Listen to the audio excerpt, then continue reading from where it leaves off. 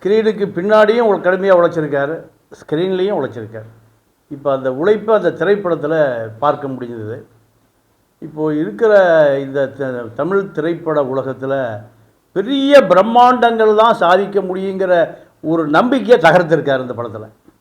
ஏன்னா காளிங்கராயன் என்கின்ற வார்த்தை தமிழ்நாட்டினுடைய காவிரி படுகையில் காளிங்கராயனை தெரியாமல் யாரும் இருக்க முடியாது. ஏன்னா ஒரு குறுநில மன்னராக இருந்த பொழுது ஏறக்குறைய ஒரு 40 கிலோமீட்டர் நிலத்தடி நீருக்காக ஒரு வாய்க்காலை வெட்டி, அந்த வாய்க்கால் போய் சேர்ந்த பிறகு யாரோ வழிபோக்க சொன்னால், உன்னுடைய சொந்த பந்தம் உன்னுடைய சந்ததிகளுக்காக நீ வெட்டி வச்சிருக்கேன்னு சொன்னோன்னையும் அப்படியே போட்டுட்டு அந்த ஈரோட்டு காளிங்கராயன் வாய்க்காலை அப்படியே போட்டுட்டு தன்னுடைய சொந்த பந்தம் குடிப்படை எல்லாத்தையும் கூட்டிகிட்டு பொள்ளாச்சி ஜமீன் ஊத்துக்குடியில் போய் ஜமீன் பொள்ளாச்சியில் போய் செட்டில் ஆகிட்டார். ஏறக்குறைய ஒரு 100 கிலோமீட்டர் போய்.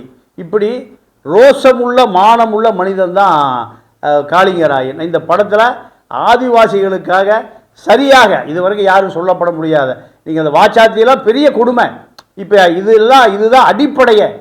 இந்த விஷயம் அந்த காளிங்கராயன் கதையை சொல்கிற பொழுது ஆதிவாசி கதை வருது. என்னன்னா ஈரோடு மாவட்டம் தான் நீங்கள் ஆதிவாசிகள் நிறைந்த பகுதி.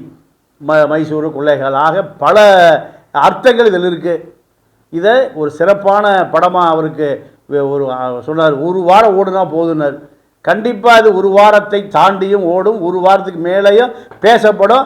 அடுத்த படத்துக்கான கதையை இந்த படம் முடிவடைகிற பொழுது அவர் தயாராவதற்கான கரு கண்டிப்பாக அவருக்கு கிடைக்கும். வெற்றிமாறனை போல ரஞ்சித்தை போல வரலாற்றில் அவரும் பேசப்படுவார். பாரதி என்பது வரலாற்றில் மறைக்கப்பட முடியாத பேர். அப்போது அந்த பாரதி பேர் அவர் இருக்கிறதுனால பாரதி மோகன் கண்டிப்பாக வரலாற்றில் திரைப்பட வரலாற்றில் பேசப்படுவார்.